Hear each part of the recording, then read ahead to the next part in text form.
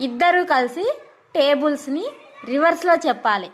మీరు కానీ కరెక్ట్ చెప్పినారంటే మీ friendship true friendship అని నేను నమ్ముతా. ఓకేనా? రెడీనా? Okay, start.